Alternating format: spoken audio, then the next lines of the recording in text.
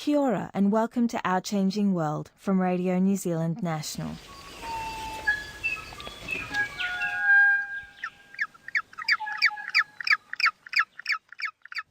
Of all the species of native birds in New Zealand, more than 40% are considered threatened or at risk of extinction. Native plants fare no better, and for native lizards, that number is 85%. Marie Brown is a policy analyst for the Environmental Defence Society, and she's one of the authors of Vanishing Nature, a book that provides a comprehensive analysis of the state of New Zealand's biodiversity.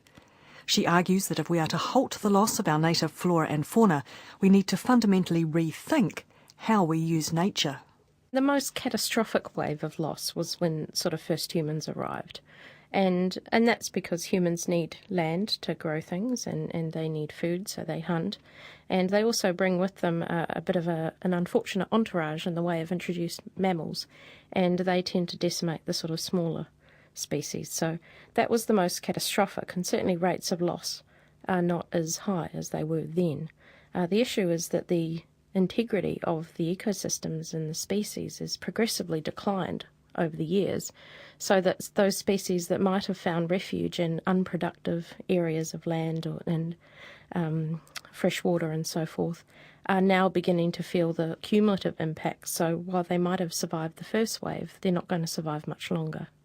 In fact, in the book you state that compared to other countries, we still have a pretty bad rate of extinctions.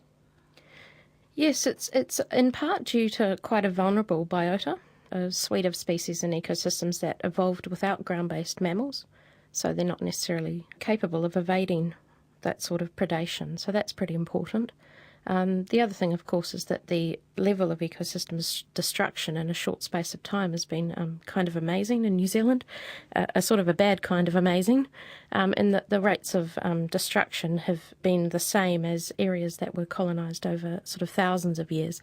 So the human impact in New Zealand has been not only substantial, but over a very short period of time compared to other countries. What are we standing to lose? Well, we have just about the highest rate of threatened species in the world. And the interesting thing about that statistic is for nearly 4,000 of them, we don't know enough about them to know their conservation status. So it's quite possible, in fact, that our rates of threatened species are actually much higher because we have something like 3,900 of what we call data deficient. So we don't know enough about them to attribute a conservation status to them. What you mentioned before is the kind of New Zealand narrative, really.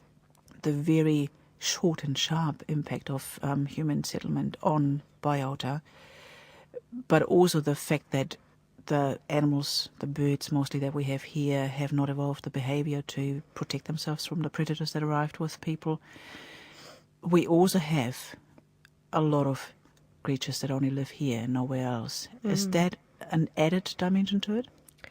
I think it adds to the severity of the consequence, in that the scale of loss becomes not only national but global, so that when species are driven to extinction in New Zealand, they're lost to the world. And I think that consequence is quite alarming, and New Zealand has a relatively high proportion of what we call endemic species and species that are found nowhere else, compared to some, Europe and so forth with quite a low percentage. We've got a substantial proportion that are found nowhere else. You mentioned before that one of the reasons why this is an ongoing problem is because we're not actually addressing the real drivers. So what are those drivers? The real drivers are, we call a market failure of biodiversity, which is the fact that natural systems are left out of decision making. They're not attributed value in the same way that some of the things that we easily attribute value are. So that leads to substantial underinvestment in conservation, because it just doesn't matter as much as other things that we can value more easily. That's what we would call a substantial key driver. Another key driver is that the power of private interests over the public interest in nature protection is very strong in New Zealand, and that means that our agencies do not operate in a way that necessarily does the best for the public interest in nature and tend to service the needs of industry much more. And along with that, you have under-enforcement and you have weak regulation and all of those sorts of corresponding results of that. Can I pick up on the first issue you mentioned, the undervaluing. Could you perhaps explain a bit more what the value of biodiversity is? Because it's not just about cute birds, really. You know, this is a communication challenge for conservation forever, really, to communicate that people have a degree of skin in the game in the fate of biodiversity. And yet it's so fundamental to our existence. It's kind of amazing that it is so hard to communicate, but it is. So we have the things that we use with nature in terms of, you know, we use fibre and we benefit hugely from pollination and from clean water and from clean air and those sorts of obvious things. And then we have the intrinsic values that we attribute to nature and the fact that it's important to our overall well-being. And then we have the overlap areas of cultural values, you know, where there's substantial cultural value attributed to certain parts or all of nature for all of us. So to me, the value is inarguable, but I do appreciate that it is a communication challenge. Is it just because we take those natural services or nature's services for granted? Clean water, clean air. Pollination would be the most obvious to me, that we know that we need the insects to do that, but yet we seem to take it for granted. I think we do take it for granted, and I think it's not factored into economic decisions and most other forms of decision making for just that reason. I suppose it's only in the last sort of few decades that we've become aware of things like natural limits, you know, limits to growth and those sorts of things. And those sort of concepts are big and frightening for most people, and it's sometimes hard to get social traction with them. It doesn't make them any less important, of course, and it doesn't make the degradation any less critical. It just means that we're slower to address it, so it's not for our own benefit, I suppose. Do you think one of our failings is that we've tended to focus on success stories, highlight those, and often those success stories are in their turn focused on what's been described as charismatic megafauna? You know, I think there's several parts to that statement. The first bit is, have we focused too much on success stories? Probably. We tend to communicate the success stories, and that probably fails to convey the real overall decline behind all of that. That isn't to say that I'd suggest we don't celebrate success. I think we need to celebrate success, and New Zealand's innovation and conservation science is you know, internationally renowned, and when we do good things we need to say it. However, we need to make sure that the true state and trend is communicated alongside that.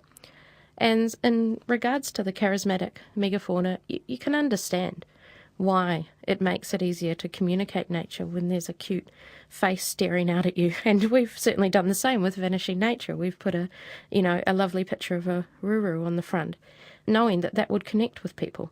That's not a problem necessarily. I guess it's, you have to apply ecosystems thinking, and they're not necessarily mutually exclusive. So in order to protect a charismatic megafauna species, you can do ecosystem management, and indeed you need to, and you tend to do that anyway. The trouble is when the ecosystems thinking tends to be where you conflict with private property rights. So to some extent you can understand the political safety in charismatic megafauna conservation. And you can also understand that they're a much more valuable conduit for disconnected public who maybe don't understand much about conservation but certainly don't want the kiwi to go. Which brings me to the second point you made earlier about that private interest versus public interests, or maybe short-term versus long-term. There's different aspects of that. Now, are we doing any better or worse than many other places? Because that's got to be a global issue when it comes to conservation. I don't think we're on our own in dealing with the private interests being something of a barrier to conservation. However, what happens in other countries is kind of, I never sort of see it as a good reason to not act when we know what we should do here. Whether we're doing better or worse than other countries is, in my mind, somewhat irrelevant, particularly given the scale of endemicity here and the need for us to play our bit to protect these globally important species. So in some way we could argue that New Zealanders have a higher degree of responsibility for the flora and fauna that we have here? I think our responsibility to protect endemic species is a global one, and that relies on the protection of the system in which they exist. So it's hard to decouple those. My feeling is we have a very high responsibility because we're one of 28 biodiversity hotspots worldwide. Our whole country is identified as a biodiversity hotspot. And so that kind of confers in all of our international treaties and so forth that we've become signatories to, confers very specific responsibilities around biodiversity protection. So the need for New Zealand to act, to my mind, is inarguable. It's been in black and white for decades. And I suppose this book is about we've tried, but we're not addressing the real reasons for ongoing decline, and we won't make substantial change until we do. Could I just, while we're talking about international treaties and agreements, maybe come back to a local document in this context, the Biodiversity Strategy, which was published in 2000. How well have we done on that? The Biodiversity Strategy was a really important document in its time, and it's had some reasonable level of durability. In terms of how well we've done, well, the numbers indicate not terribly well, but I don't necessarily think that it is a requirement that we revise the biodiversity strategy's key goals. I think the framework is there. My feeling is that it's relatively strong. The importance is that we need to get some legs under it and need to get some really strong implementation goals under it. And, of course, resource those, which is the key barrier to conservation, is the very plain and simple lack of money. If I ask you now about the vision for the future and how things should change, I'd imagine this would be the first point you'd want to raise. Yeah, so that's right. Tell me, how are you suggesting this should happen in the future? What needs to change? Well, in terms of change, we're not at ground zero here. New Zealand and particularly the community conservation sector has just mushroomed in recent years, and that's fantastic. They've taken, an increasing amount of leadership to protect biodiversity, and so we're not at ground zero here. But there are some things that we need to work harder at, and there are some courses that need correction. The most important thing, really fundamentally, is we need to improve funding for conservation. At the moment, we just don't have enough money to do what we need to do. And it really is that simple. Increased funding can come from a range of revenue sources. So the general sort of treasury pool that Vote Conservation is drawn from needs to be upped. But there are other ways of raising that money, and certainly the book goes into some detail in what they might be. And they include a greater emphasis upon polluter pays or user pays approaches to extraction of goods from nature, and changes potentially to the tax system. So there are ways of summoning more funding, and there is also abundant justification for conservation to get a bigger slice of the pie even now. So funding for conservation is the first point in our 6-step vision for addressing biodiversity harm in New Zealand. Okay, talk me through the other 5. The second, and probably one of the trickiest, is to align divergent interests. We've talked about the fact that private interests and public interest in biodiversity protection are at odds. And when they clash, the environment tends to be what loses. So what we've discussed in Vanishing Nature is the importance of aligning those interests through tax systems, through trying to get to the place where it is strategically important and strategically advantageous for all stakeholders to do right by the environment. And that requires novel economic institutions. It's tricky stuff. It requires a high degree of political will.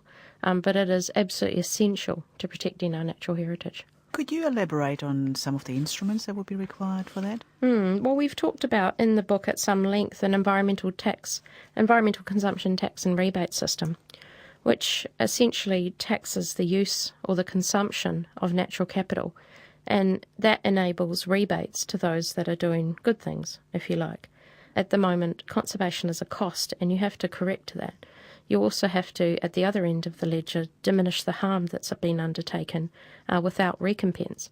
So a system like that, a novel economic institution like that, addresses that and aligns stakeholders to the point where they have an incentive to minimise harm and an incentive to do good conservation work. So it's hard to imagine sometimes in the current context because we take for granted that degradation will occur and that conservation is hard, but it need not be like that.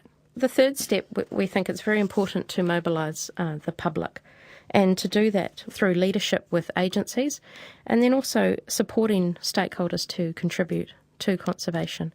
And you do that by making sure that we are unified in our end game for biodiversity in New Zealand. Sometimes there is the sense that we don't really know where we're going. So we recommend a national conservation discussion. So that means that we have a conversation amongst all stakeholders about where we're going for biodiversity, how it interacts with our day-to-day life, and to what extent stakeholders are happy to forego some of their interests now in order for a wider vision to be achieved in the future. The really important thing is that we know where we're going, and so accountability and monitoring is very important, and we need to make sure that when we set goals as a country, and that where goals and mandates exist in legislation, that we can track whether or not they're achieved. And part of the reason why people might have been persuaded that all was well from the success stories is because there hasn't been a credible picture of the state of biodiversity alongside that. So we recommend much more effort into making agencies accountable for their outcomes, and you do that through robust monitoring, national and regional biodiversity monitoring, and that measures the right things in the right places. And the cost of that is significant, of course, but the cost of not knowing is very high, and the outcomes of not knowing, meaning things disappear and nobody knows, is very high also. And that the requirement for additional accountability and monitoring is almost a cultural change in our agencies as well. So there's some less tangible elements that need to shift as well. But we certainly need to get to the point where we can say we didn't achieve X because of A, B, C. And at the moment, we're running blind on a lot of our measures. That unknown cost, of course, is also the easiest to ignore. Well, that's precisely why it's so important that we get better accountability and monitoring for our outcomes. And indeed, that can extend to the community conservation sector. One thing we've pointed out in Vanishing Nature is that the cumulative impact of community conservation, the very good stuff that private landowners, farming organisations, community groups, individuals have done, it may well be substantial, but we just don't know.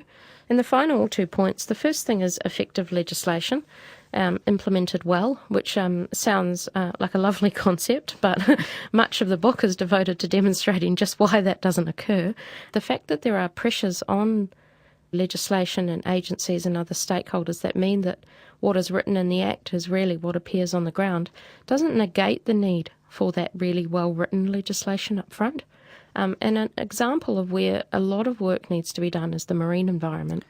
So our marine legislation, with the exception of the Act controlling activities in the exclusive economic zone and extended continental shelf, is pretty archaic. It predates me by quite some years, and the Marine Reserves Act, for example, doesn't mention the Treaty of Waitangi, and which is extremely important in our sort of suite of statutory instruments now. It doesn't mention that you can protect a marine reserve for biodiversity purposes. Just for scientific only purposes. for scientific purposes, which is not the same. And it also provides only for no-take marine reserves. And there's obviously a lot of resistance to absolutely banning any and all uses of a marine reserve. So that means that very few have got off the ground. So there's a real need for comprehensive legal reform in the marine space, but that's one of many. We've recommended a whole suite of legal changes, noting, of course, that they will be as valuable as their implementation is sound. Listening to that, there is a lot of money that really needs to be diverted to this purpose from other users. I'm not sure that could happen until we have that realization of importance of biological diversity beyond the recreational aspects of it, or even beyond the cultural aspects, really sort of looking at biodiversity as this is what makes us produce food. This is what gives us the environmental conditions so we can actually use the nature in the first place. Are you optimistic, personally, that shift will happen? I'm sort of famously optimistic. Well, I don't want to spend the rest of my life being miserable, so I'm going to choose to be optimistic. I certainly see a greater level of recognition of dependencies now than even in the beginning of my career, which you'll appreciate has not been that long. People are more aware of things like Save the Bees and that sort of stuff are really engendering a lot of interest from sort of everyday people, and that's really important, and it shows a growing social conscience. So that's buoying to me. And so I suppose I am more optimistic maybe than some in my field that this step change will occur. It might be a question of whether it occurs in time for some species, like Maui's dolphin, and other ones that are really sort of teetering on the brink. But I do think that recognition is growing of those dependencies. So it's just a question of kind of hurrying that up and putting in place economic institutions that make good decisions easier to make and less costly. That was Marie Brown, one of the authors of Vanishing Nature, published by the Environmental Defence Society. Thanks for listening. If you enjoyed this, you can find more stories on our webpage, radionz.co.nz/Our Changing World. Ka kite anō.